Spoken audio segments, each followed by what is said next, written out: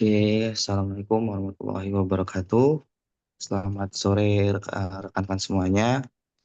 Saya Sodul Hadi Yusuf. Pada kesempatan sore ini, selaku moderator representasi Jumat hari Senin sore ini. Baik kepada yang presentasi, pada saudara Ellen, waktu 4 dipersilakan.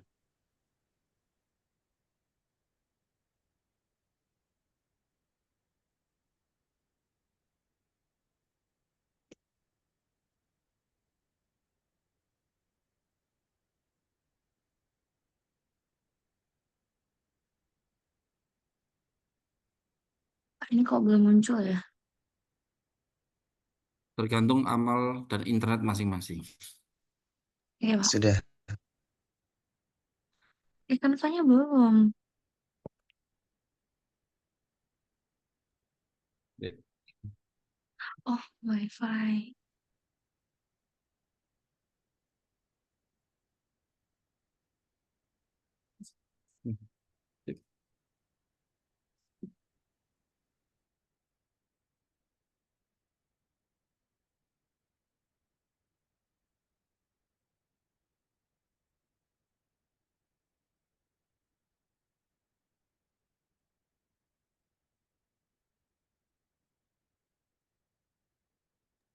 ya sudah, Oke, silakan.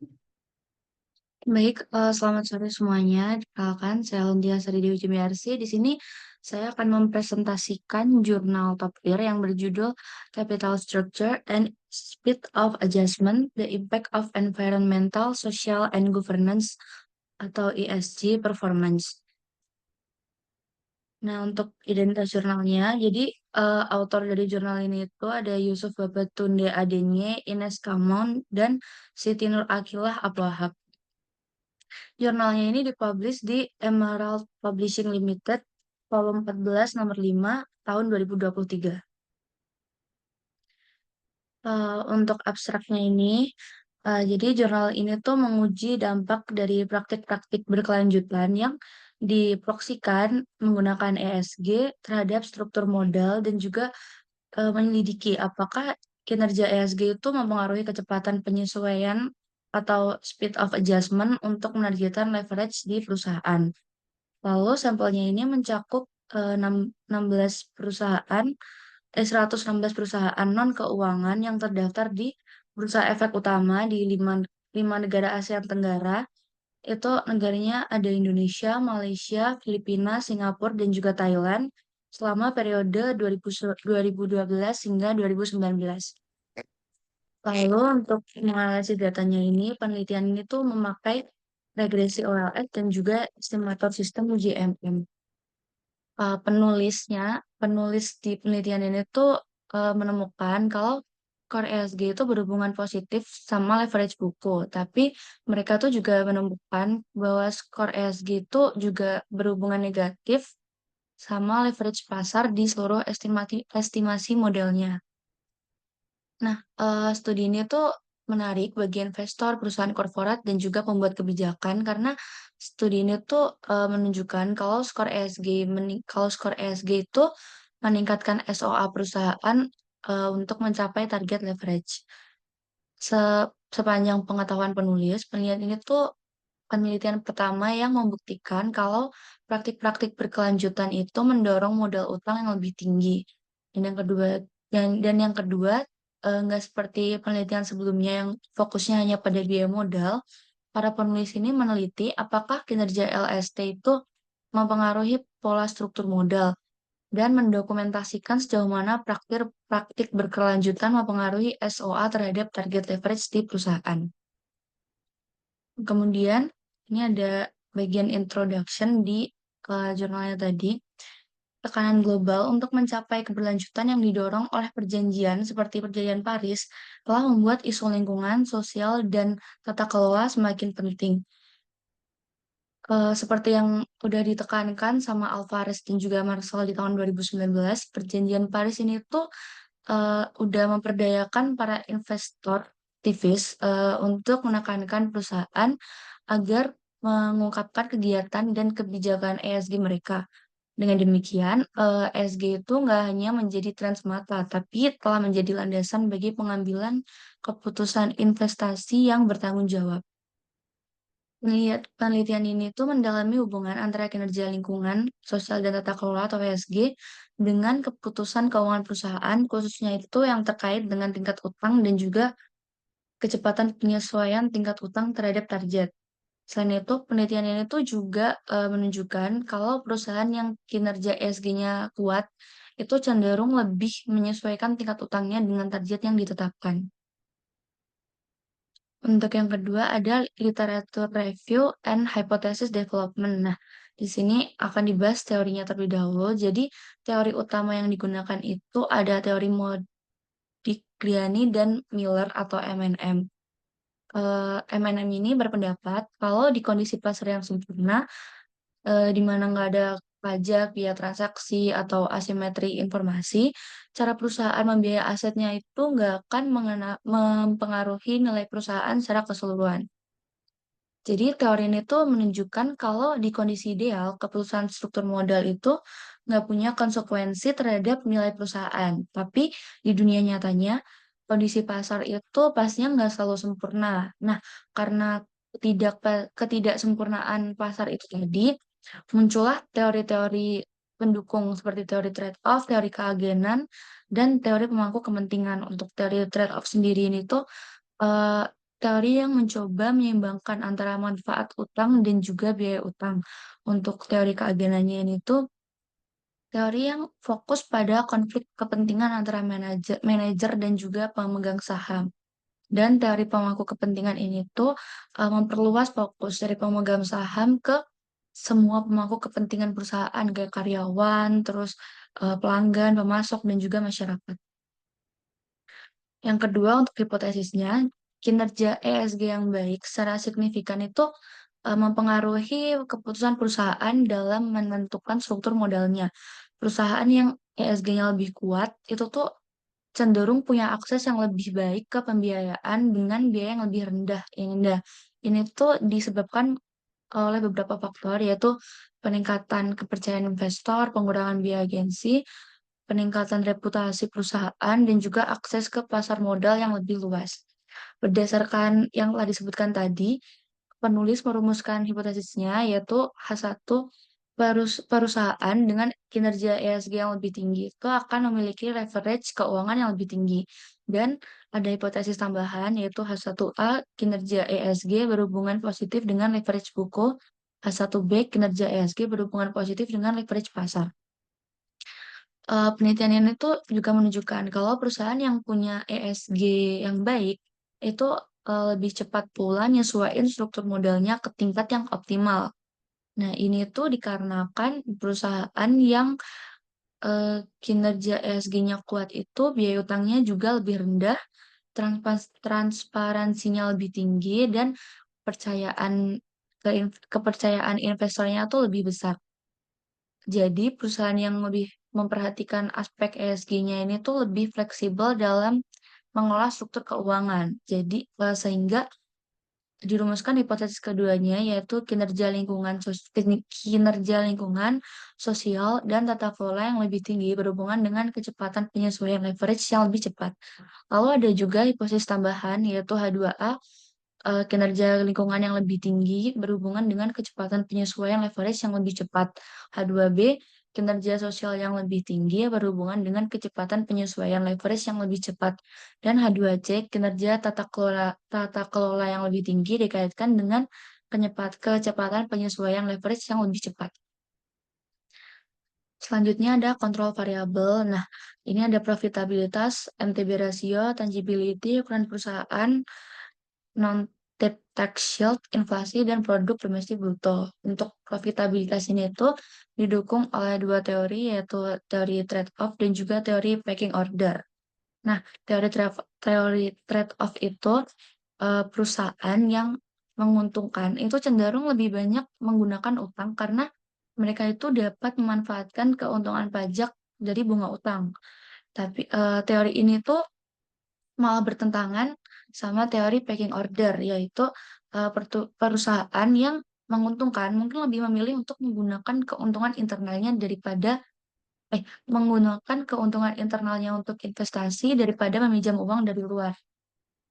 Kedua teori ini tuh mempunyai ngasih prediksi ke perusahaan yang apa ya, prediksinya itu berbeda antara hubungan profitabilitas dan juga leverage. Terus yang kedua ada MTB ratio. Perusahaan yang punya MTB ratio tinggi itu mengindikasikan adanya potensi pertumbuhan yang besar, cenderung lebih sedikit berhutang. Nah, ini tuh menyebabkan mereka mempertahankan fleksibilitas keuangan untuk mendanai pertumbuhan tersebut. Terus yang ketiga ada tangibility. Jadi tangibility ini sejalan dengan teori trade-off. Penelitian terdahulu itu melaporkan adanya hubungan positif antara tangibility dan juga leverage.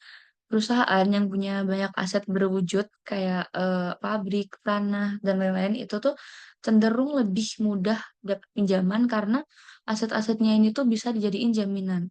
Tapi kalau misal terlalu banyak aset berwujudnya juga bisa mengindikasikan kurangnya peluang pertumbuhan perusahaan tersebut.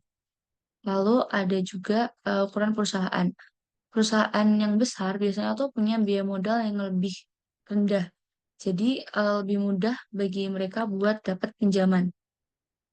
Terus non-debt tax shield. Nah, perusahaan yang punya biaya depresiasi tinggi itu tuh cenderung punya pengurangan pajak yang lebih besar. Nah, ini tuh mengurangi keuntungan pajak dari bunga utang sehingga mereka mungkin akan lebih sedikit menggunakan utangnya. Terus selanjutnya ada inflasi. Inflasi ini dapat meningkatkan nilai sebenarnya dari pengurangan pajak akibat bunga utang sehingga mendorong perusahaan biar lebih banyak berutang gitu. Di sisi lain, inflasi ini tuh juga meningkatkan risiko gagal bayar. Jadi biaya pinjaman itu menjadi lebih mahal. Dan yang terakhir ada produk domestik bruto. Pertumbuhan ekonomi yang kuat tentunya dapat meningkatkan profitabilitas perusahaan dan juga mengurangi risiko. Jadi mereka terdorong untuk menggunakan lebih banyak utang. Tapi di kondisi ekonomi yang nggak pasti, perusahaan mungkin akan lebih berhati-hati dalam menggunakan utang. Oke, selanjutnya ada research metodologinya. Jadi eh, penelitian ini tuh menggunakan 116 perusahaan non keuangan yang terdaftar di bursa efek utama di negara-negara ASEAN Tenggara, ya seperti Indonesia, Malaysia, Thailand, Singapura, dan Filipina. Itu eh, yang ngungkapin skor ESG atau LST mereka secara sukarela selama periode 2012 dan 2019. Nah, untuk variabelnya ini, variabel independen ada book leverage dan market leverage. Maaf, variabel dependennya ada book leverage dan juga market leverage. Variabel independennya ada ESG performance. Untuk variabel kontrolnya ada yang tadi, profitabilitas, MTB ratio, tangibility, ukuran perusahaan, non-debt tax shield, inflasi, dan juga produk domestik bruto. Terus untuk ini adalah regresi modelnya. Jadi penulisnya ini tuh membandingkan gimana pengaruh WSQ terhadap dua ukuran leverage, leverage buku dan juga leverage pasar tadi. Sehingga SO-nya tuh bisa ditentuin. Nah, model penyusunan standarnya ini tuh eh, itu ada di model satu ini. Nah, ini tuh model standar biar menangkap penyesuaian dinamis terhadap target leverage. Dalam penelitian ini kan eh, penulis ini tuh ingin melihat gimana jumlah utang yang digunakan perusahaan itu terpengaruh sama berbagai faktor yang tadi, yang variabel kontrolnya ini tadi. Nah, hubungan dari variabel-variabel itu tadi itu di, dilihat di persamaan dua yang ini. Terus kalau udah eh, target leverage tadi itu di persamaan dua ini di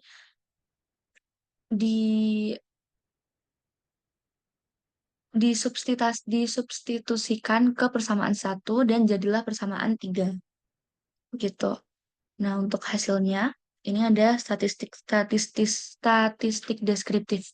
Jadi di sini tuh ada kisaran skor ESG yang kisarannya antara 0% sampai 100%. Terus untuk nilai rata-ratanya dari ESG ini 47,3714, medianya 46,1148.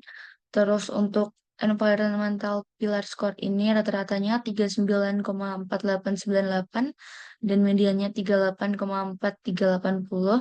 Untuk sosialnya ini rata-ratanya 47,6437, medianya 48,0958 dan yang governance rata-ratanya 48,2567 dan medianya 50.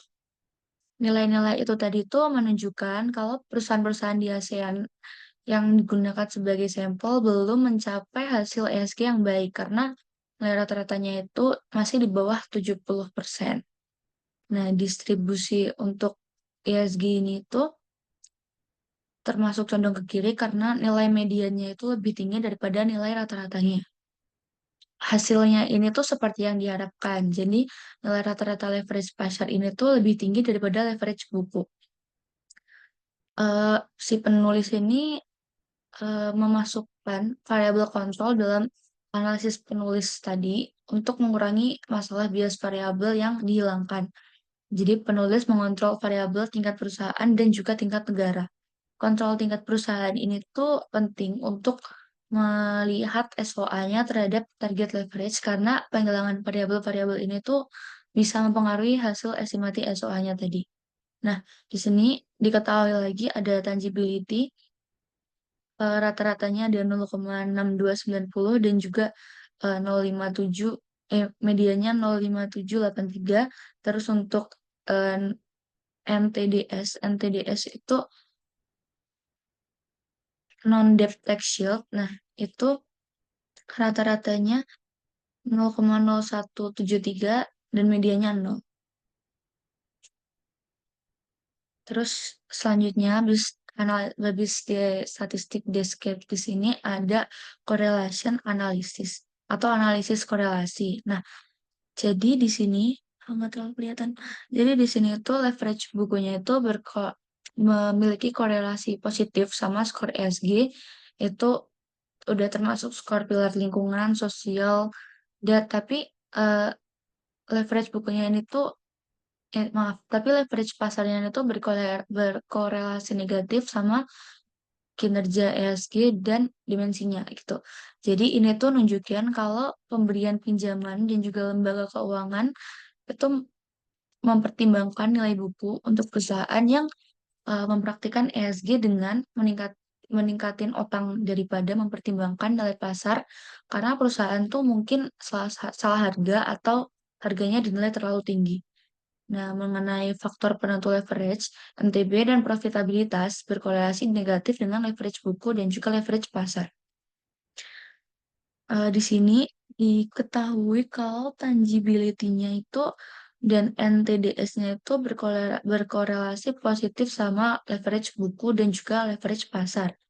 Jadi skor ESG dan komponen-komponennya itu berkorelasi tinggi, tapi hal ini tuh nggak mempengaruhi spesifikasi dan estimasi model si penulis tadi karena masing-masing komponen itu udah dianggap variabel independen dalam analisisnya. Jadi secara keseluruhan hasil penelitian penulis tuh nggak menunjukin adanya masalah multikolinearitas dan oleh karena itu estimasi regresinya ini tuh valid dan juga dapat diandalkan.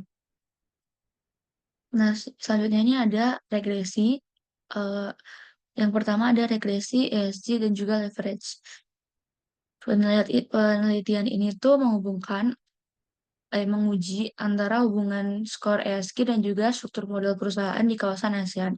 Hasilnya ini menunjukkan temuan yang cukup menarik, yaitu koefisien skor ESG-nya ini tuh positif dan signifikan di tingkat 1% dengan leverage buku. Ini tuh nunjukin kalau skor ESG itu berdampak positif pada leverage buku di perusahaan-perusahaan sampel. Oleh karena itu, hipotesis 1A didukung. Lalu yang kedua, di hasilnya ini tuh juga menunjukkan kalau perusahaan-perusahaan mendapat keuntungan dari leverage yang lebih tinggi seiring dengan meningkatnya praktik dan juga inisiatif ESG. Jadi temuan ini tuh sejalan sama penelitian sebelumnya yang ngedokumentasiin kalau ESG ini mengurangi biaya pinjaman, jadi modal utangnya meningkat. Tapi sebaliknya, skor ESG ini tuh punya hubungan negatif dan juga signifikan pada tingkat 1% sama leverage pasar yang bertentangan dengan subhipotesis penulis H1B. Jadi, market to book ratio dan profitabilitas ini tuh berkontribusi negatif sama leverage-nya. Nah, terus yang kedua ini ada eh, regresi yang menghitung ESG dalam hal kecepatan penyesuaian.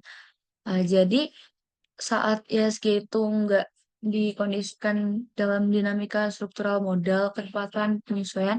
Nah, ini tuh kecepatan penyesuaiannya ini tuh ada 39,92% buat ESG dan terus buat pilar lingkungan ada 44,33%. Untuk pilar sosialnya ada 39,39% dan juga untuk tata kelola atau governance-nya ini tuh ada 36,98%. Dan keempat skor itu tuh lebih tinggi daripada skor SOA-nya sendiri yang tanpa ESG sebesar 36,51%. Jadi oleh karena itu hipotesis keduanya didukung. Lalu eh, ini tuh juga hasil dari regresi ini tuh juga nunjukin kalau tanpa skor ESG hanya 36,51% perbedaan antara tingkat leverage aktual dan leverage yang diinginkan yang dapat ditutup di setiap tahunnya. Nah, kecepatan penyesuaiannya tuh yang meningkat dari SOA dasar atau SOA yang nggak ada faktor ESG-nya itu masing-masing peningkatannya di bagian lingkungan itu sebesar 3,41%, bagian sosial 7,82%, dan bagian tata kelola itu 0,471%, 0,47%. Jadi oleh karena itu subhipotesis dari hipotesis 2 yaitu hipotesis 2A, B, dan C itu didukung karena SOA-nya tuh lebih tinggi daripada SOA dasar atau yang nggak terkena ESG gitu. Lalu selanjutnya ini ada robustness test and endogeneity test. Nah, ini ada dua uji. Yang pertama itu disaggregate ESG scores and leverage. Jadi ditemukan dari hasilnya ini tuh ditemukan kalau pilar di pilar lingkungan itu positif dan juga signifikan di tingkat 1%. Sedangkan di pilar sosial dan juga sedangkan di pilar sosial ini tuh positif dan signifikan di tingkat 5%. Nah, berlawanan dengan hasil yang tadi, eh, pilar ESG ini tuh punya dampak negatif terhadap leverage pasar yang signifikan di tingkat 1% dan untuk skor pilar sosial dan skor pilar tata kelola. Terus yang kedua ini ada ESG rewriting and reshuffling. Jadi ada kekhawatiran yang semakin besar nih mengenai perusahaan-perusahaan, mengenai eh, perubahan perubahan di perusahaan yang signifikan terjadi di skor ESG definitif. Nah, ini tuh terutama setelah adanya perombakan metodologi pada September 2018 lalu. Nah, perubahan ini tuh nimbulin pertanyaan tentang reliabilitas dan juga konsistensi data ESG historis. Oleh karena itu, di tes ini tuh sampelnya dibagi dua, yaitu yang pertama ada sampel data ESG 2017. Ini tuh sampelnya isinya data ESG dari tahun 2012 sampai 2017. Dan yang kedua ada data perombakan ESG, yaitu isinya sampel dari tahun 2018 ke 2019. Ini berlawanan sama klaim kalau perombakan ESG itu berkinerja lebih baik. Di sini tuh malah ditemukan hubungan yang konsisten antara skor ESG dan juga leverage buat data di ESG 2017 dan juga data perombakan ESG. Selanjutnya ada country level analysis of ESG score. Nah, di tabel ini tuh disajiin analisis tingkat negara mengenai hubungan antara skor ESG dan juga leverage. Di sini penulis itu nemuin kalau skor ESG itu berdampak positif dan juga signifikan di tingkat 1% terhadap leverage buku untuk negara Filipina dan juga Singapura. Terus eh, skor ESG ini memiliki dampak negatif terhadap leverage pasar yang signifikan pada tingkat 1% untuk Malaysia dan juga Thailand. Dan untuk Malaysia dan juga Thailand dan 5% untuk Filipina. Sementara untuk Indonesia ini eh, skor ESG-nya tuh tidak signifikan baik di leverage buku maupun leverage pasar. Nah, selanjutnya ada financial structure and ESG performance. Jadi Malaysia, Thailand, dan Singapura ini tuh dikelompokin jadi eh, bank base bank base ekonomis dan Filipina sama Indonesia tuh dikelompokin jadi market base ekonomi. Jadi yang seperti yang disajiin tabel ini itu tuh temuan penulis tuh mengungkapkan kalau skor ESG itu signifikan hanya untuk eh, market base ekonomis sementara tapi nggak signifikan untuk bank base ekonomi. Nah, ini ditemukan juga kalau skor ESG itu punya dampak positif sama leverage buku dan juga signifikan di tingkat 1%, tapi punya dampak negatif terhadap leverage pasar dan signifikan di tingkat 1%. Dengan demikian, bisa dikonfirmasi lebih lanjut kalau praktik-praktik ESG ini tuh meningkatkan leverage buku perusahaan, tapi sekaligus berdampak negatif pada leverage pasar. Yang terakhir, kesimpulannya, penelitian ini tuh secara empiris membuktikan kalau ada hubungan positif antara ESG dan juga keputusan perusahaan dalam mengelola struktur modalnya. Perusahaan yang punya skor ESG lebih tinggi itu cenderung punya tingkat utang yang lebih tinggi, menyesuaikan struktur modal lebih cepat, dan juga menikmati biaya modal yang lebih rendah. Ini tuh disebabkan karena peningkatan kepercayaan investor, akses yang mudah ke pasar modal, dan juga pengurangan biaya transaksi. Jadi perusahaan yang mengadopsi praktik ESG yang baik itu nggak hanya memberikan kontribusi positif di lingkungan masyarakat, tapi juga meningkatkan kinerja keuangan dan mencapai tujuan bisnisnya secara lebih efektif. Sudah selesai presentasi saya. Mungkin dari Pak Sigit atau lainnya ada yang mau ditanyain. Oke, awesome, keren. Ya, oke. Silakan. eh saya kembalikan ke Yusuf. Moderatornya Yusuf ya.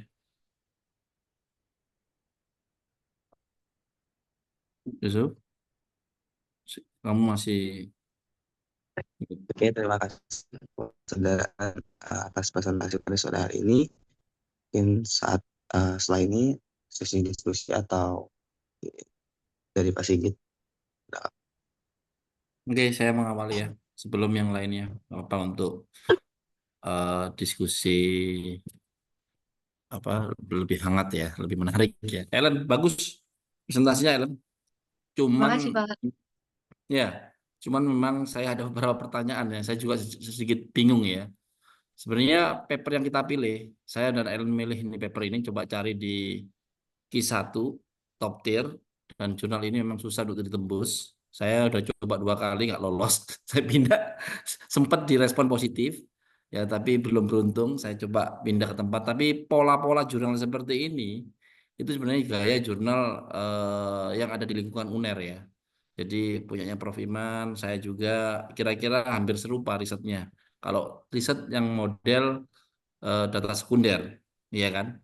Nah, ini adalah saya pilih jurnal yang kira-kira itu menjadi eh tanda kutip bisa kita kerjakan dengan cepat karena kita menggunakan data set ya, kita punya Bloomberg kan ya. Tinggal download gitu saja, kumpulin data cepat datanya dengan cepat kita dapatkan. Lalu dan ada di situ ya. Ada semua data ini ada di Bloomberg semua ya. tinggal kita mainkan saja. Tapi memberikan kontribusi yang menarik ya di riset ini. Ya, jadi gampangnya gini, kalau kita melakukan praktek ESG, ya ESG ya, jadi perusahaan itu menjalankan environmental, social, and governance, ya, dia akan mendapatkan akses pembiayaan yang murah, betul ya, yang cepat, gitu ya, lebih tepatnya, ya, murah dan cepat, ya. Ini kan dalam konteks memang mendukung pasar efisien ya, betul ya, pasar efisien, dan ini dibuktikan dengan riset ini, gitu kan, dibuktikan. Idenya sebenarnya ada yang sebenarnya udah ide lama yang dimana dengan variabel baru dengan ESG. ESG kan isu terkini kan, ya, ya kan. Kalau pasar efisien itu sudah lama, ya kan. Nah, tapi kebaruannya ada di bagian ESG-nya, X-nya yang mempengaruhi struktur modal leverage, ya, baik leverage buku dan pasar. Kita bisa belajar banyak dari riset ini sebenarnya. Yang pertama pertanyaan gini, Ellen, riset jurnal ini itu harus mempunyai kontribusi pada sustainable development. Syarat masuk jurnal ini, ya, ya kan? Bisa kamu ceritakan nggak? Yang pertama, bagaimana jurnal ini bisa untuk masuk ke jurnal Q1 ini harus mempunyai kontribusi ke sustainable development, pengembangan berkelanjutan ya di dalam ruang lingkup jurnal itu seperti itu memang harus menyebut. Kamu bisa jelaskan nggak? Ya, karena kalau kita masuk ke sini ke jurnal ini harus menunjukkan eh, aspek itunya, ya. Kata-kata mana di dalam paper ini yang menunjukkan atau kalimat mana yang menunjukkan itu berkontribusi pada sustainable development. Ya, oke itu yang pertama. Cara dulu ya, cara dulu ya. Oke, coba kamu masuk ke awal lagi, ya, ke introduction, boleh? Boleh. Saya pengen mengulik ya dulu. Mungkin abstrak dulu, abstrak, ya. Oke, abstrak. Kecepatan penyesuaian SOA singkatannya apa ini? Karena kamu translate dalam bentuk bahasa Indonesia, coba kadang-kadang istilahnya apa ini SOA bahasa Inggrisnya? Speed of adjustment. Apa? Speed of adjustment. Speed of adjustment ya, kecepatan penyesuaian.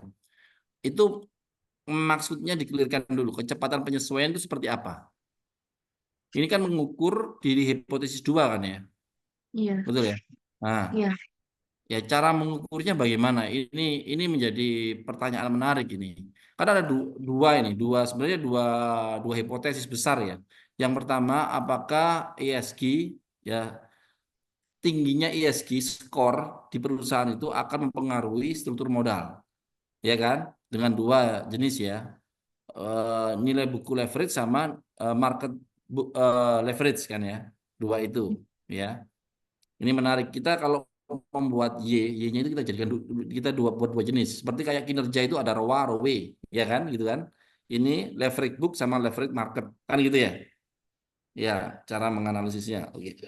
Ya, salah satu terpenuhi aja sudah menjelaskan sebenarnya. Ya, bahwa memang mempengaruhi struktur modal ya.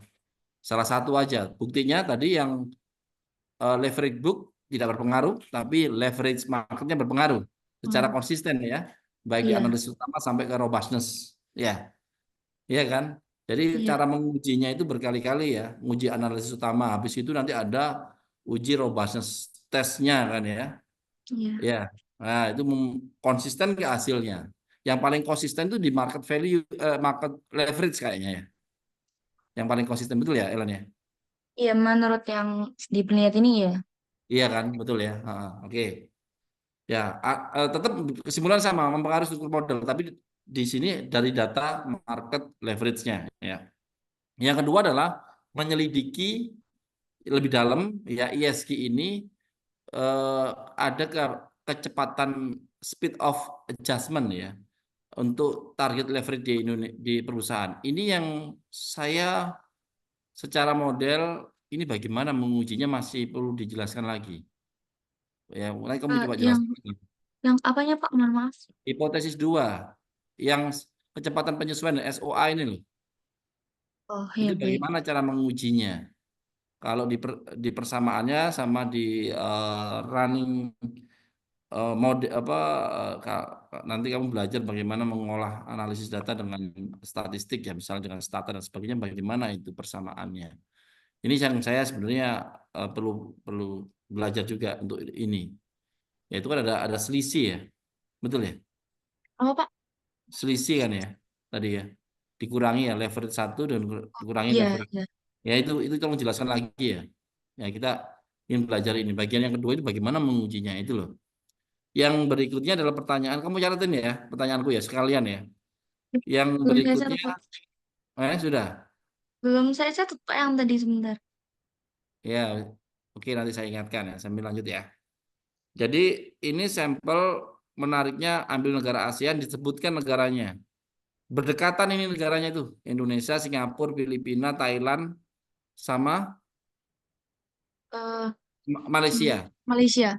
Why-nya ada nggak? Mengapa milih negara itu? ASEAN kan banyak. Nggak hanya itu. Itu khusus yang ASEAN Tenggara Pak. ASEAN Tenggara. Ada alasan Iya. nggak justifikasinya? Kenapa pakai ASEAN Tenggara? ASEAN Tenggara kan lebih dari itu. Masa cuma itu toh? Ya kan? Brunei masuk kan? Ya kenapa Hmm. kok negara itu? 5 negara itu ya? 5 atau 6 ya? 5 negara itu. Alasannya ada nggak di situ? Harusnya ada justifikasinya. Apa nggak ada di situ? Ya, Berarti ini saya cari semuanya dari itu ya Pak, papernya ya. papernya. Ya, karena semua metode yang digunakan itu pasti ada justifikasinya. Ya, biasanya reviewer menanyakan itu. Ya, karena ini paper sangat potensial kita lakukan lagi, kita tiru, tapi dengan modifikasi. Kalau sama ya sudah nggak bisa kan, karena kalau data sama, yang kedua, kalau Indonesia sudah diteliti kan, ini di Indonesia sudah diteliti, jadi nggak bisa lagi diteliti dengan model yang sama, perlu dimodifikasi modelnya. Paham ya? Ya, oke. Tapi sangat mungkin untuk kita tiru ya, tiru replikasi maksud saya dengan modifikasi gitu ya. Penelitian lebih dalam, melanjutkan penelitian inilah, ya, gampangannya gitu. Karena penelitian ini datanya tersedia, jadi kita lebih cepat untuk mengerjakan, tinggal download saja, gitu kan ya. Iya. Effort kita nggak terlalu besar untuk ngumpulin data, gitu loh. Yang kedua, oke. Rumus leverage buku sama leverage pasar ya. Ini coba kamu jelaskan dibandingkan dengan ekuitas. Ya. Kalau leverage buku apakah itu sama leverage pasar itu apa? Apakah dibagi dengan saham? Harga saham? Saya nggak tahu. Coba ya. Coba tadi nggak dijelasin kan rumusnya? Iya. Ya, tolong jelaskan rumusnya. Rumus bukan leverage buku dan pasar itu dia menghitungnya kayak apa? Oke. Berarti cara penghitungannya satu-satu atau bagaimana Pak? Iya, leverage buku itu ngitungnya gimana? Leverage pasar biar kita kebayang itu loh. Yang apa bedanya sih buku dan pasar itu? Apa karena beda dengan terkait dengan harga pasar sahamnya gitu, pembaginya. Buku itu kan nilai buku. Bayang saya itu leverage buku itu total utang dibagi dengan nilai buku. Nilai buku ekuitas. Nilai ekuitas yang tercantum di neraca. Kalau leverage market berarti dibagi dengan harga pasar sahamnya. Betul ya? Mungkin seperti itu. Saya ingin memastikan aja itu. Ya, tolong dijelasin ya. Baik, kembali ke tadi masih introduction. Ya, ya, biar kita lebih banyak banyak pengetahuan dari paper ini ya. Eh, baik lagi. Oke. Lalu, oke, oke. Next, next, next, next. Oke, next, next, next lagi. Teori. Ini menarik ya. Biasanya teori itu digunakan untuk menjelaskan hipotesis. Betul ya? Iya. Tapi ini juga teori juga digunakan untuk menjelaskan kontrol. Ya, ini kan semua variabel X yang mempengaruhi Y kan ya. Harus dijelaskan dengan teori memang. Nah, di paper ini kita bisa belajar sebenarnya tidak hanya variabel yang kita amati saja, X ke Y dalam hal ini ESG score kan ya, ya yang menggunakan teori. Tapi kontrol pun kita bisa jelaskan dengan teori. Ada dua teori yang menjelaskan, dan itu bertentangan kata ya teorinya, ya kan? Nah, karena itu berpengaruh bisa berpengaruh positif, bisa berpengaruh negatif kan di masing-masing variabel kontrolnya, betul ya? Itu maksudnya ya. Nah, ini teori Modigliani sama Miller itu gimana itu? Ketidaksempurnaan pasar ya. Jadi ini ya,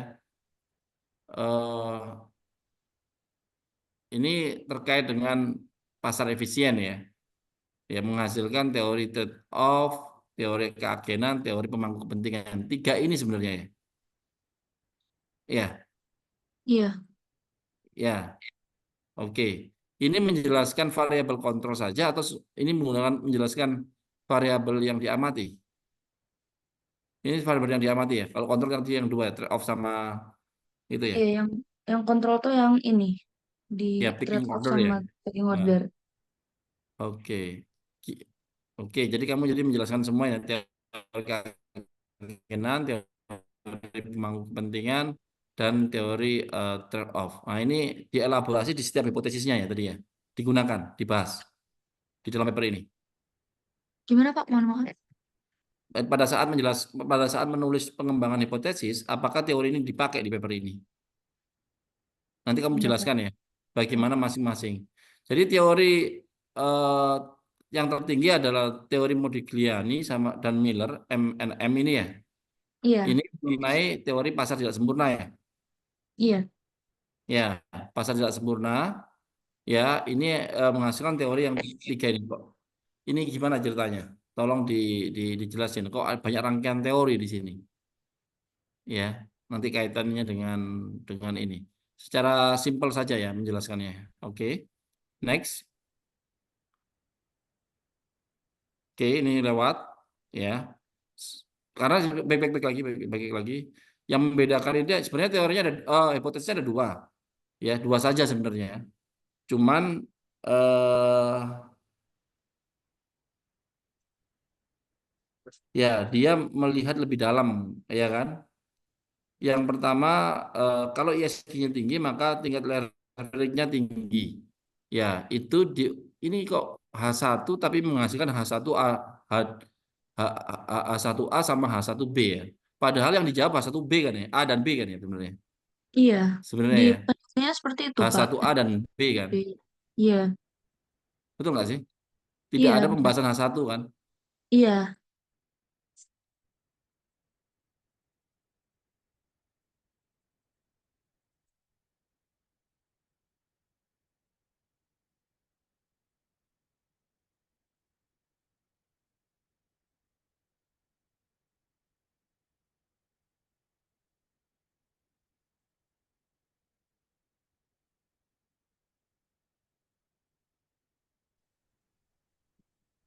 Oke, oh, sorry. Ya, saya muter-muter HP saya. Jadi, eh, eh. Halo, Ellen iya, benar Pak. seperti saya. Jadi Aman. sebenarnya itu kan melihat H1A sama H1B pembahasannya. Cuman otomatis menjawab H1 kan. Iya, Betul ya? Ya, jadi ketika salah satu terpenuhi misalnya B ini terpenuhi misalnya. Tadi kan B yang terpenuhi ya, yang leverage buku kurang konsisten ya. Kebanyakan ya, yang H1B yang terpenuhi. Kebalik, Pak. Oh, yang berpengaruh H1A Sebentar, Pak, sebentar. terbukti. Kayak tadi sepintas kok leverage pasar yang banyak yang signifikan ya. Berarti logikanya kita belajar dari paper ini ya. Logikanya berarti ketika salah satu aja terpenuhi maka H1-nya terjawab. Betul ya? Ya, iya betul. Ini yang Iya didukung kan? hanya yang A aja, yang B itu Oh enggak, bertentangan. bertentangan negatif, negatif ya. Iya, Negatif iya, ya. A yang didukung tapi yang B itu bertentangan. Ya, tapi di kesimpulannya menarik kesimpulan bahwa itu H1A yang dipakai ya. Di kesimpulan tadi ya. Betul ya? Bahwa dengan skor ESG yang tinggi maka akan mendapatkan ini kan Mana? Menikah, ya ini kan menyesuaikan ini menikmati biaya, memiliki tingkat tingkat utang yang lebih tinggi, betul kan ya? Iya. Ya, berarti kan kesimpulan ini menunjukkan menjawab H1A kan. Mm-mm. H1A digunakan untuk mendukung H1, iya kan? Ya, cara menarik kesimpulannya kayak gitu dia. Dia tidak memunculkan H1B kan? Coba lihat tuh. Iya. Ada nggak? Iya kan? Dia memilih yang mendukung hipotesisnya. Tahu disimpulkan apa? Disimpulkan kalau kita meneliti dari belajar paper ini ya, ketika ya kita ambil yang mendukung dugaan kita, hipotesis kita pakai, meskipun ada hipotesis hasil empiris yang bertentangan. Ya, ini kan contohnya H1A didukung, H1B itu berpengaruh signifikan tapi negatif, berlawanan dengan hipotesisnya kan. Ya. Ya, yang diambil yang mendukung hipotesisnya kesimpulannya. Paham ya? Kalau kita melakukan penelitian semacam ini, lakukan seperti ini. Ya terus jangan disimpulkan dua-duanya gitu. Ya, nanti pembaca bingung nanti. Ini sebenarnya meningkatkan atau menurunkan sih sebenarnya gitu, paham ya maksudnya? Karena itu berlawanan kan? Ya kan? Ya, jadi karena apa? Karena apa? Meneliti itu runtut. Ya, kita melakukan dugaan sementara melalui hipotesis, terus dibuktikan dengan bukti empiris. Kalau ini sama, selaras, itu yang kita buat kesimpulan. Betul ya? Yang kita pilih. Ya kan? Karena yang hasilnya tidak selaras ini tidak didukung dengan hipotesis. Hipotesis itu dibangun dari teori-teori kan? Paham ya? Dari riset terdahulu kan? Jadi ini masih kita ragukan ya. Oke, paham ya? Mungkin kita bisa diungkapkan di pembahasan. Sampai pembahasan saja, tapi kesimpulan nggak nyampe. Jangan dibawa ke kesimpulan. Kesimpulan itu yang berhubungan dengan hipotesis kita, mendukung hipotesis kita. Kesimpulannya gitu ya, cara nulis ya. Ini makanya sekaligus belajar dari paper ini gitu loh. Kembali lagi, kembali lagi. Oke, oke, oke, oke. Udah, next. Ini sudah. Yang benar, yang hipotesis dua. Nah, di sini dipecah dia lebih spesifik ya. H2A, H2B, H2C itu dari masing-masing aspek X-nya, lingkungan, sosial, sama tata kelola kan. Lalu yang yang H2 itu menyeluruh, betul ya? Menyeluruh. Ya. Nah, kecepatan penyesuaian semuanya ya. Ini saya penasaran H2 ini, bagaimana modelnya? Maksudnya secara menghitung itu loh, secara mengujinya itu loh. Ayo coba next lagi. Ini dia ini kontrol ya. Kontrol udah jelas ya. Ini kontrol ini bisa kita pakai. Ya kan ada trade off sama teori picking order. Di mana trade off itu memunculkan kalau apa tadi? Ya, lebih Eh, banyak utang ya dibandingkan ya, teori picking karena order. Menggunakan modal iya, sendiri kan ya. Gimana gimana penjelasanmu? kalau trade off itu perusahaan tuh punya banyak utang karena keuntungan pajak dari bunga utangnya itu bisa menguntungkan perusahaan gitu, Pak. Iya, betul. Jadi Jadi kalau berutang kita kan akan mengurangi pajak, ya. Keuntungan pajak itu lebih tinggi dibandingkan, ya kan? Ada beban bunga kan? Beban bunga itu menyebabkan pajaknya berkurang kan, ya kan? Keuntungan utang eh, utang itu menyebabkan keuntungan atas pajak kan. Nah, keuntungan pajak itu lebih tinggi. Nah, di situ trade off itu dia itu gini. Kalau nggak berutang itu maka nanti tinggi pajaknya. Kalau berutang itu pajaknya akan rendah kan gitu ya. Trade off ya. Iya kan? Iya. Betul ya. Nah, sehingga profitabilitas itu akan mendorong peningkatan utang. Hmm. Gitu ya kesimpulannya. Kalau teori picking order, dia menggunakan modal sendiri dibandingkan modal dari kreditur, betul kan ya? Betul, investasi. Eh, Dari modal sendiri. fundamentalnya buat investasi. Laba ditahan itu loh ya, keuntungannya Iya, itu digunakan untuk membiayai investasinya kembali gitu ya, atau ya itu ya. untuk pengembangan perusahaan ya. Ya, gitu kan ya. Dibandingkan mengambil uang dari kreditur ya. Ya, ya gitu ya. Nah, ini profitabilitas di situ teorinya artinya bisa berpengaruh positif, bisa berpengaruh negatif kan gitu kan ya. Bisa meningkatkan utang, bisa menurunkan utang ya. Kalau meningkatkan utang pakai trade off, kalau menurunkan utang karena pakai modal sendiri itu pakai paying order gitu kan ya. Ya kan gitu kan. Iya. Market to book ratio dan seterusnya sama ya. Ini artinya gini. Ini menarik dan ini hasilnya kan banyak bintang 3 ya. Bintang 3 itu signifikan di tingkat 1%. Betul ya? Nah, itu kita bisa pakai ini. Ya, ini kan datanya data negara berkembang. Berarti bisa kita pakai. Ya. Jadi kontrol ini kita kumpulkan dari Bloomberg nanti. Ya, kemarin dia kasih tahu ilmunya dari Mas Riji kan. Ya, nanti Yusuf sama Billy ya, tolong kolek data ini ya sama Ellen dan yang lainnya ya. Tolong kolek data ini kita kumpulkan jadi data set ya. Kita pakai ini.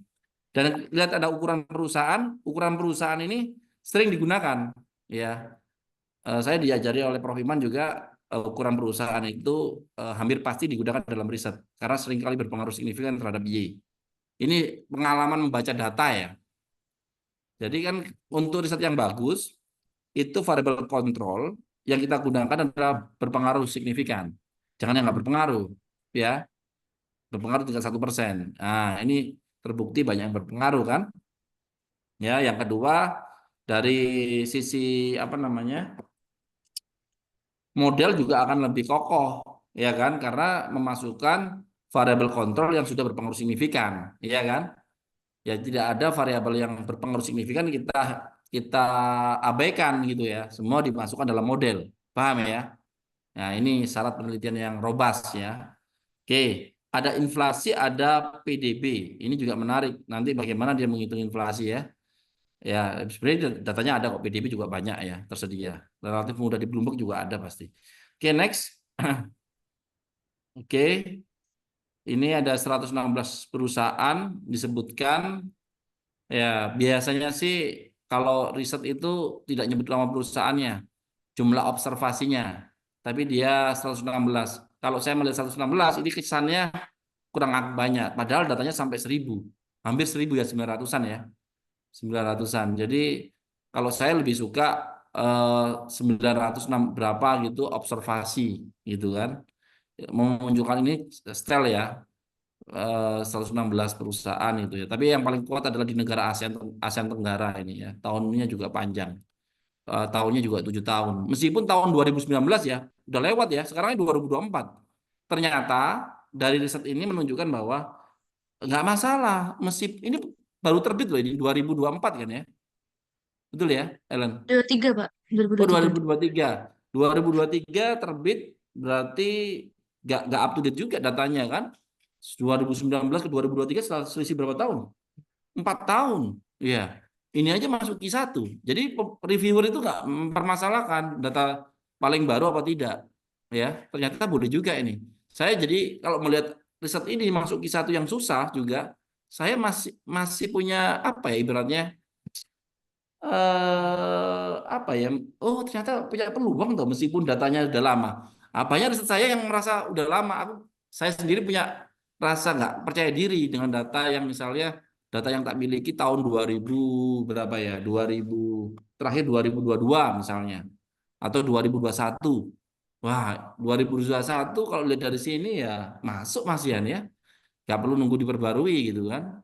Ya yang terbaru. Saya pikir ini juga membuat pikiran saya jadi lebih terbuka ya. Buktinya dia bisa masuk ya, datanya meskipun lama. Oke, next. Oke, di sini model tadi itu yang kamu jelaskan. Ini leverage sudah diuji. Ini menariknya ada year dummy. Year dummy masuk, ada industri dummy sama country dummy. Jadi year dummy ini eh gimana ya year dummy itu ya? Ini juga baru saya buat. Year dummy itu kan 01. Apakah tadi cut off-nya 2000 berapa? 2000 sampai 2017 ya? Itu 2012 sampai 19. 19 itu berapa? Satu. Dami kan 1 dan 0 kan? Iya, Nah, terus yang berapa yang 0? sudah tahu. Eh? Sudah Yang tahu, satu, Pak. itu juga coba dibaca. Saya nggak paham ini Dami itu gimana dia memperlakukan Dami. Ini Paham ya? kalau saya buka jurnalnya boleh apa enggak, Pak? Boleh, boleh, tentu boleh. Bukaan aja. Apa kita buka? Silakan. Nah, oke. Ya, saya juga ini paper ini sebenarnya mudah dilakukan dan sangat bisa dilakukan dengan mudah gitu kan dan memberikan kontribusi yang lumayan gitu loh ya. Nah, tapi ini ya, riset itu ini simple risetnya, cuman dalam, paham ya?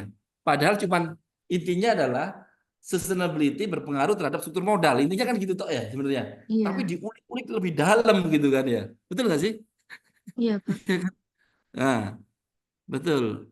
Ya, ini dia sih. Sebenarnya notasi denote ini bisa kita tiru ya. Kita baca lebih lanjut. Ya, bisa kamu jelasin nggak itu notasi itu nanti ya? Satu persatu Belum ya. tahu, Pak. Eh? Belum tahu ya, Pak. Belum tahu ya juga ya. Ya, ya itu dia. Oke, satu satu persatu ya. Memang harus dibaca lebih dalam ya. Nah, oke nanti untuk sebagai kita kita replikasi lah ini biar nanti kan juga jurnal relatif baru ya 2023 kan ya. Heeh, jadi bisa kita ikuti. Industri dummy, saya bisa paham industri dummy. Misalnya industri yang berpengaruh pada sustainability, sensitif terhadap sustainability, industri yang tidak sensitif. Country dummy, ya kita paham. Tadi itu kan kita bagi anu toh.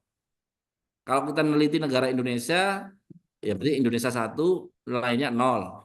Kalau kita pakai meneliti apa negara Filipina, Filipina 1, yang lainnya 0 kan gitu kan ya. Ya, year dummy, saya nggak paham year dummy itu gimana dia menjelaskan. Oke, terus persamaannya bagaimana mengukur kecepatan tadi penyesuaian. Ini juga tolong SOA tadi. eh ya SOA tadi tadi. SOA itu kayak gimana sih gitu kan? Kayak apa sih SOA ini? Ya, dijelaskan lebih dalam SOA mana sih? Ini ada sebenarnya dibaca itu. Itu ada dummy 01 itu 01 atas atas atas. Atas lagi. 01 coba itu. From adjustment target leverage and cost representation. Ini harus pelan-pelan dibaca ini ya. Oke. Nah, atas. Op. Ah, ini kan. Ini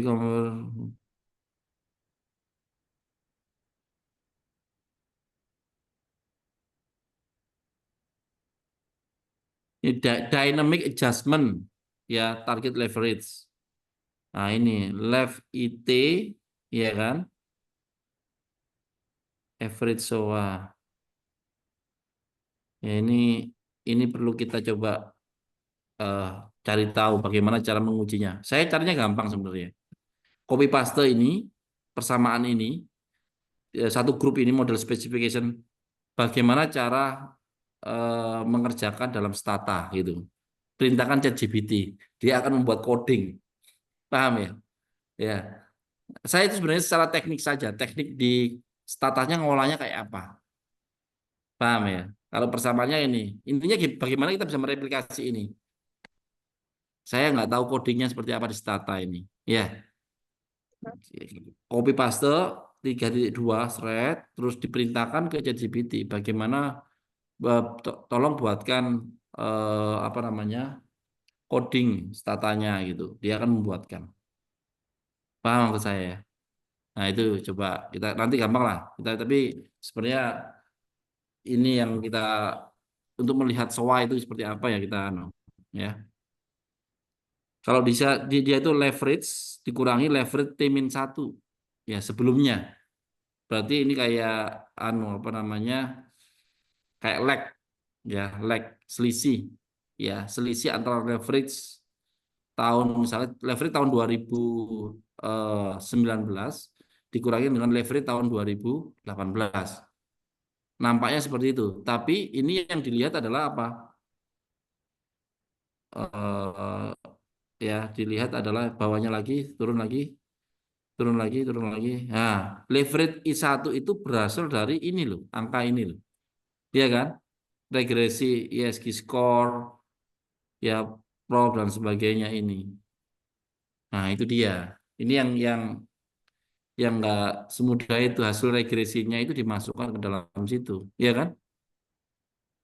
Ya wis, oke. Next, kembali ke PPT Mudik. Coba next, ya next.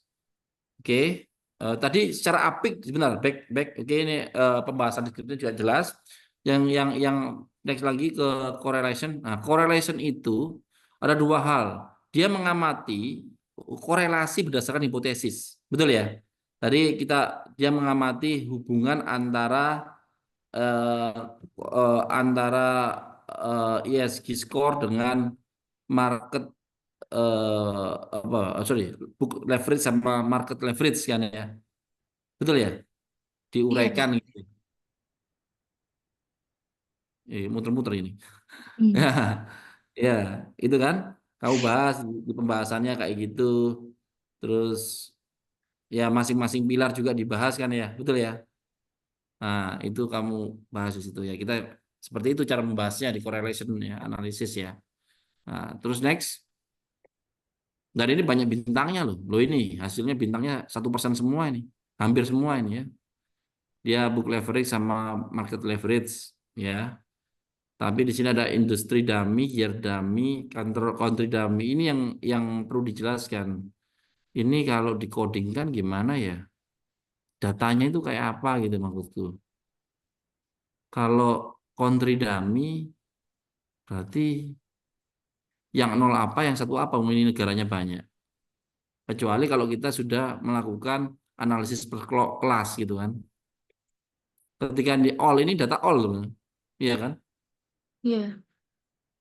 Saya nggak paham yang country dummy ini. Dummy itu 01, berarti satunya itu negara apa, yang di luar negara itu adalah nol kan gitu kan.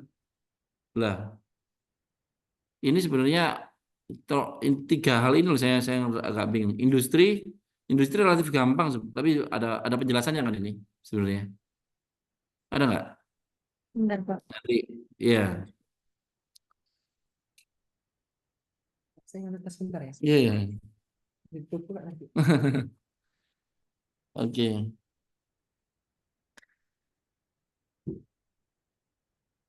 Nah ini betul betul. Ngomong tadi atas. Atas. Yes, ini. Nah, putar balik. Bisa. Oke. Putar juga, Pak. Bingung saya muter-muter ya. Nggak bisa diputar ini. Oh, nggak bisa diputar. Ya di PDF-nya sebenarnya diputar. PDF-nya yang diputar, bukan itunya. Ya, saya dilihat dari sini bisa nggak ya? Inflasi nggak ada tuh. Mana ya? Indonesia nggak ada. Itu kan data sumber datanya nggak ada. Ya, kamu cari lah. Ini nggak ada penjelasannya kok. Ya, oke.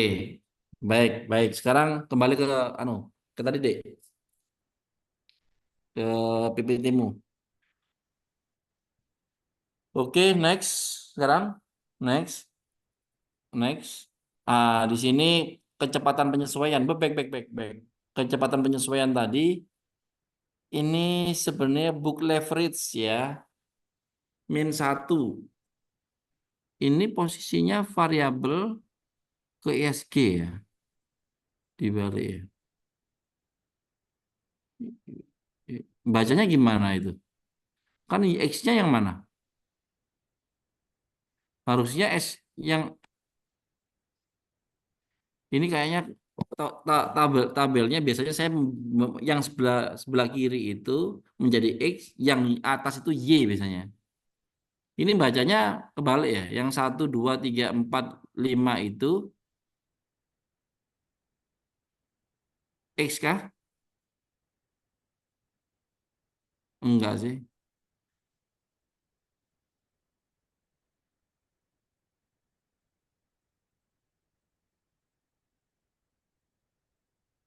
ESG score ya. Book leverage -1 ke ISG. Itu hasilnya gimana, Dek? Maksudnya, Bang? Membacanya gimana di hasil ini penjelasannya? Di penjelasan.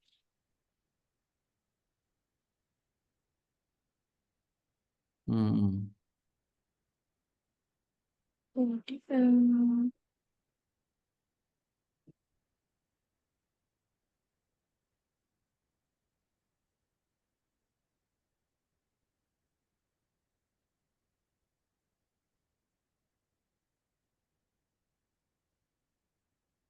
Oh, dia membahasnya bagus ya dengan support di studi mendukung trade-off teori gitu ya.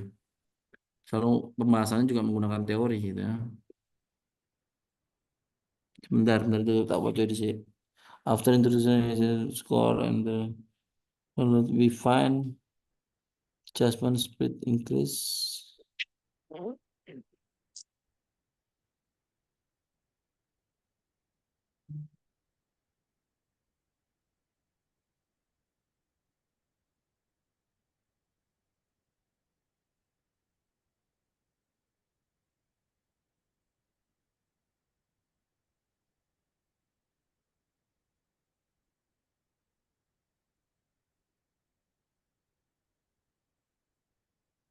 Ini yang harus kita pelajari sebenarnya.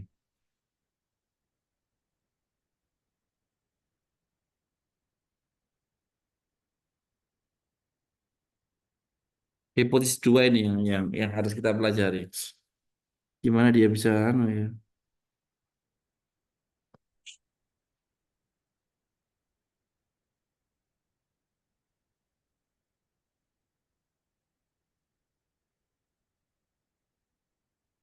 Oke, oke. Ini yang ini loh, yang paragraf kedua itu loh. Ya.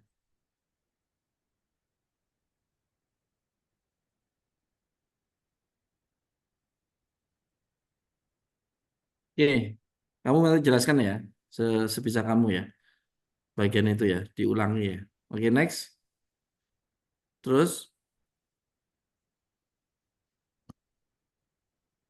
nah, ini tes endogeneity test sama rewriting reshuffling ya.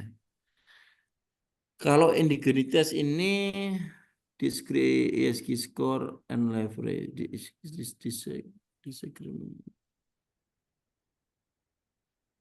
Nah, kalau ini masih bisa dipahami ya karena yang di 1, 2, 3, 4 itu berkaitan dengan book leverage sama market leverage kan? Betul ya? iya.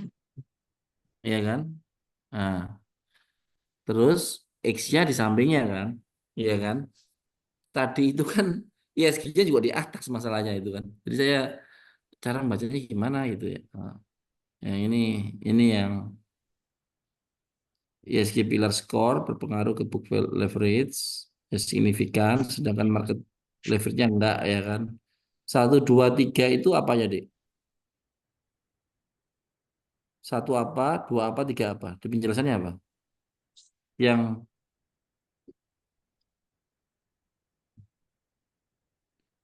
tadi kamu sempat menjelaskan kok, endogenitas. Nah, yang pertama itu di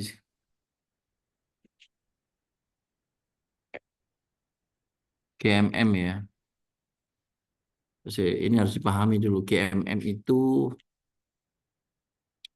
eh ya kita pelajari GMM itu apa. Aku lupa ya. GMM itu cara endogeneity dengan cara adanya instrumen variabel seharusnya ya. We find consistent result based on-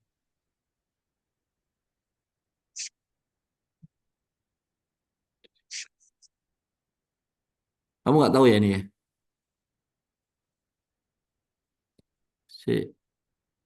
Gimana kamu jelasin tadi?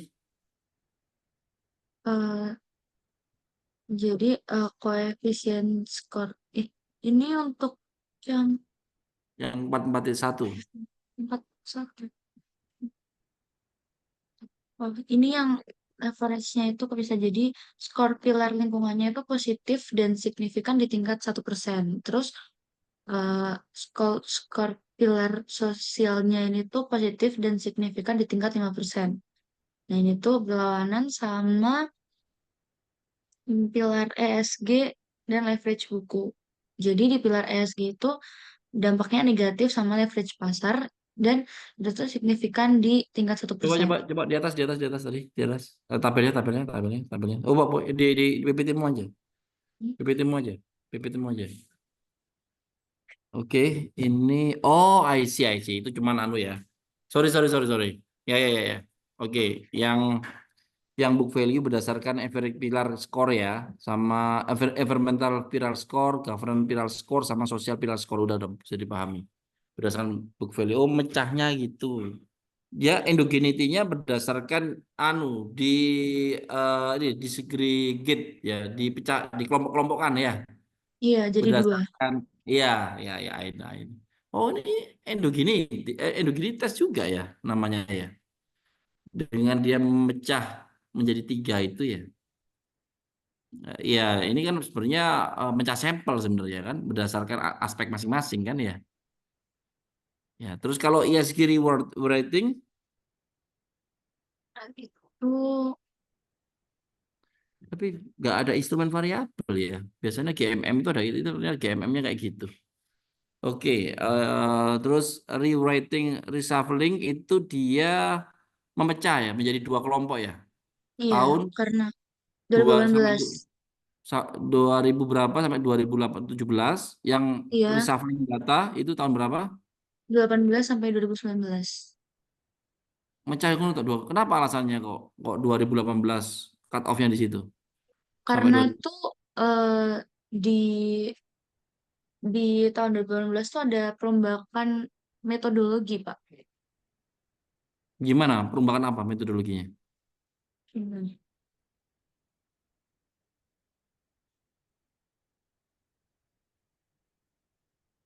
Itu hanya mencari sampel ini, rewriting and reshuffling. Dia namanya itu, shuffling. Kayak gitu. Bentar ya. Coba kamu coba jelek.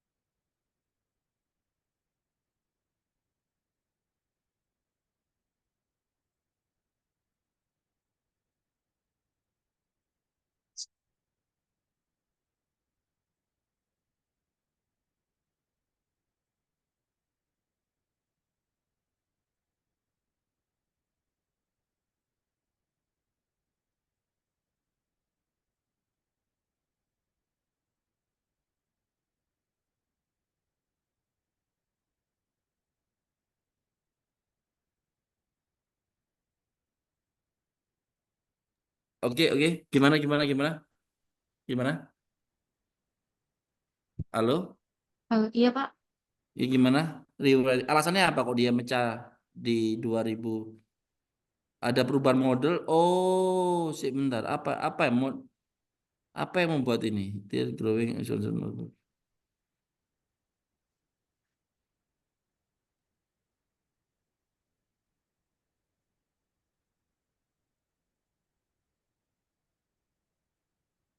Dia pakai definitif ya? Iya, Oh, metodologinya definitif, berubah gitu ya. Ya, I see. Jadi dari sisi definitifnya ya, datasetnya ya, dia yang mengatakan ada perubahan ya.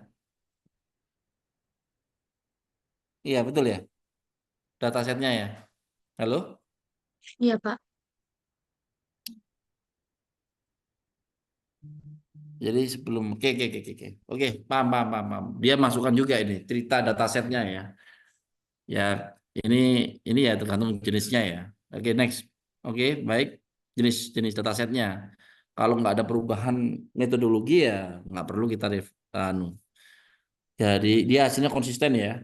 Meskipun ada perubahan itu tetap hasilnya sama ya. Next, next. Oke. Ini country level, ya kan? Dipecah-pecah aja sampelnya ya kan? Berdasarkan Iya. negara ya. Oke. Oke, yang market nih, ini ada kata-kata book leverage sama market leverage ya. Iya. Kenapa itu? Oh ya, ya, ya, udah paham, paham, paham. Dipisah. Next lagi bisa ya. Next. Nah, di sini alasannya apa kok bank based ekonomi sama market based ekonomi ini ada justifikasinya seharusnya. Negara ini masuk bank based ekonomi gitu ya. Iya. Harus ada justifikasinya kan. Negara ini masuk market based ekonomi. Ada nggak yang mengatakan tuh? Itu kita bisa jadikan justifikasi. Mana? Financial system ya, using ratio. Apa, Dek? Bisa jelaskan?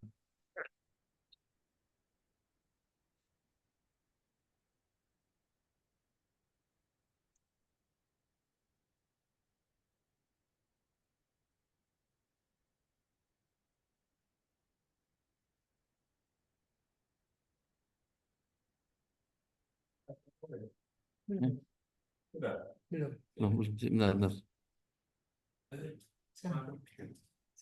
Iya, iya.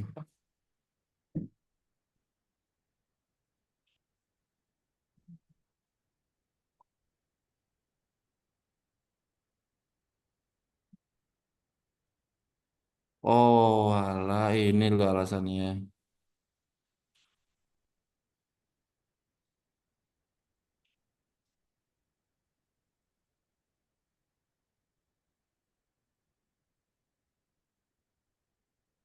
Mungkin yang market base itu karena negara-negara yang tergolong market base tadi itu lebih bergantung ke pasar saham. Iya, Nah, iya, buat yang iya. bank base itu bergantungnya ke pinjaman bank. Iya, iya, betul. Oke. Ya, kita bisa justifikasi. Kita pakai referensi ini untuk menjustifikasinya ya. Ya, ini maksudnya kita bisa tiru justifikasi ini ya. Ini menarik ini kita bisa ikuti lah pola ini nanti kalau kita membuat apa namanya robust test dengan cara ini gitu loh. Ya, Indonesia sama apa ini? Sama tadi mana ya? Filipina itu masuk grup bank base ekonomi ya. Sedangkan yang Malaysia, Thailand, Singapura masuk market base ekonomi ya kan? Iya. Ya. Oke, oke, oke, oke, oke. Dia menggunakan rasio kredit ya, to market capitalization ya. Jadi rasio ini ya. Oke. Dan dibandingkan dengan tingkat final system relatively bank base or market base. Oke, oke, oke, oke. Good, good. Kita bisa justifikasi pakai ini untuk menilainya. Oke. Udah. Next. PPT-mu. Oke, Ya, next. Pak. Udah. Oke. Nah, tadi jawab pertanyaanku ya. Beberapa. Pak, mungkin saya belum bisa jawab semua ya, Pak. Iya, boleh. Tapi ada yang mungkin bisa saya jawab itu mulai dari yang gampang untuk cara ngitung leverage buku dan leverage pasar. Nah, kalau mirip sama kayak yang Bapak katain tadi, jadi leverage buku tuh ngitungnya cuma total uang dibagi total aset. Terus kalau leverage pasar itu total utang dibagi total utang tambah nilai pasar, kuitas gitu. Oke. Total. Terus Gimana, gimana, gimana tadi? Ulangi, sorry. Tadi saya total. eh, total untuk leverage bukunya itu sama kayak yang Bapak hitung tadi. Jadi Hmm. rumusnya cuma total utang dibagi total aset gitu aja. Terus untuk leverage pasarnya ini tuh total utang dibagi total utang ditambah nilai pasar ekuitas. Total utang ditambah nilai pasar ekuitas dibagi. Iya. Total utang saja, Pak. Total utang dibagi dalam kurung total utang ditambah nilai pasar ekuitas. Itu benar. Yang market leverage total utang dibagi dengan nilai pasar Total, ut- ekuitas. total utang ditambah nilai pasar. Jadi total utang dibagi total utangnya tambah nilai pasar gitu.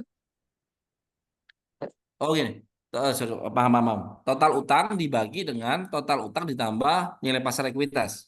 Iya, Oke, oke, ya, ya. Kalau yang satunya total utang dibagi dengan total aset. iya, Ya, iya ya, benar. oke, oke. Ya udah, kita bisa cari itu di Bloomberg, dapat itu datanya. Ya. Nah, sekarang Ellen, eh ini menjadi Ellen kan sudah belajar ini. Hmm. Jadikan ide untuk riset, ya. Cari datanya semuanya, ya. Dari tahun tadi sama, cuman kita perpanjang sampai tahun 2022, ya. Sampai 2023 dong ya. 2004 belum kan, 2023 sampai 2023. Ya. Tadi tahun 2012 ya. Iya, 12 sampai 19 kalau di sini, Pak. Ya, 2012 sampai 2023. Ambil dari Bloomberg. Kumpulkan semua data ini. Oke, paham ya? Iya. Ya, itu tugas-tugasnya Ellen. Kita tinggal memadukan dengan data yang lain. Apa? Contoh, kita bisa bicara mengenai yang utang itu siapa sih? Yang utang adalah keputusan Dewan Direksi kan? Ya, kita bisa kaitkan dengan eh, karakteristik direksinya. Misalnya gini, kan ada riset yang diversity itu akan mempengaruhi pola pola gini. Wanita itu cenderung konservatif, laki-laki itu cenderung suka mengambil resiko. Paham ya? Perilaku dewan ini kalau diversity dia kan ketemu tuh yang ngambil resiko dan konservatif di tengah-tengah kan. Jadi lebih lebih lebih apa? Lebih bagus kan hasilnya mengambil keputusan, ya kan? Lebih konsensus kan ya. Sehingga modal apa eh, apa namanya? Leverage-nya itu ya struktur modalnya itu tentu akan lebih apa? Lebih lebih em, apa lebih bagus kan ya. Jangan-jangan ini dimoderasi sama diversity. Paham? Diversity-nya dari keragaman gender. Paham ya? Jadi tinggal gini Ya, saja ESG ke apa lagi? ESG ke mana? Ke leverage ya, iya. dimoderasi dengan apa namanya? Diversity. Diversity gender aja dulu. Saya punya datanya itu diversity gender, tapi ya terbatas. Nanti tinggal ditambah sisanya, ya. Saya yang Q2 itu udah terbit itu pakai diversity juga, datanya sampai 2021. Tinggal nambahi 2022, 2023. Tinggal mengumpulkan berapa jumlah. Ada kok datanya di Bloomberg. Kumpulkan juga ya. Dari tahun 2022 sampai 2012 sampai 2023 mengenai gender ya, laki-lakinya berapa, perempuannya berapa gitu ya di dewan. Oke? Ya, gitu dia. Negaranya apa? Negaranya sama. Indonesia, Malaysia, Filipina, Singapura, sama Thailand.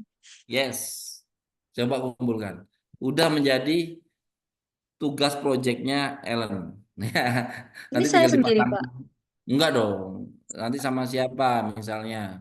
Kita diskusi ya. Kita akan pasangkan dengan siapa gitu yang kamu bisa kerja enak gitu loh. Ya, ini semua berpasangan gitu ya. Billy saya pasangkan Yusuf untuk satu riset.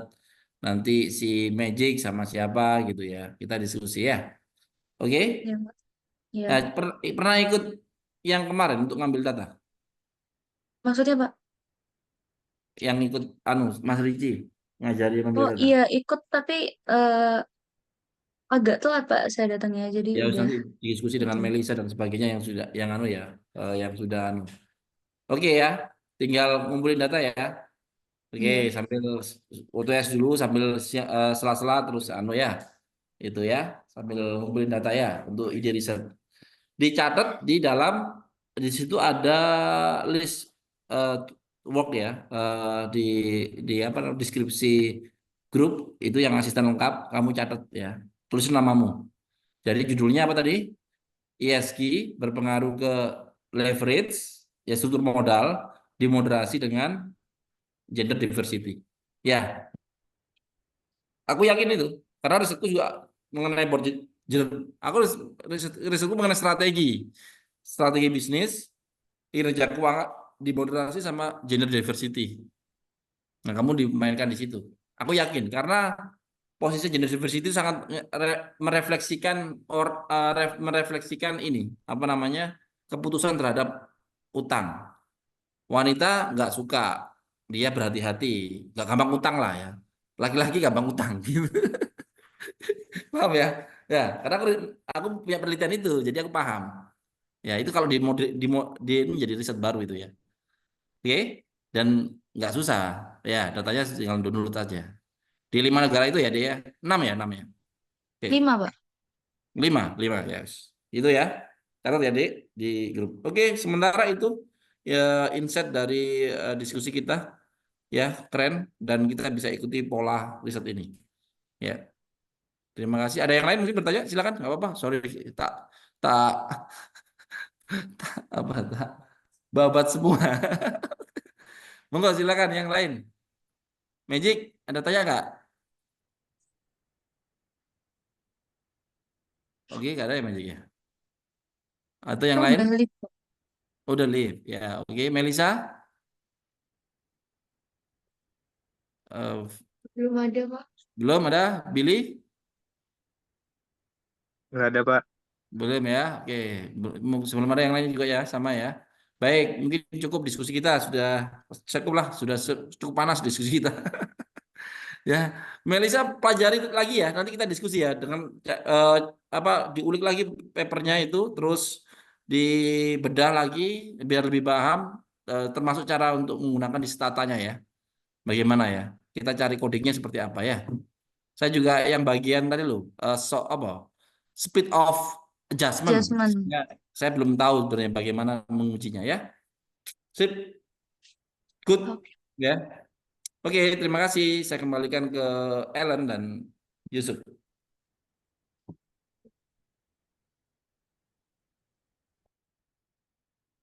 Langsung saya kiri saja Bapak. Oke, baik. Terima kasih atas diskusi dan presentasinya dari Saudara Elan. Dan dari saya sendiri, selaku moderator pada presentasi sore ini, eh, terima kasih banyak dan saya tutup. Wassalamualaikum warahmatullahi wabarakatuh. Waalaikumsalam warahmatullahi wabarakatuh.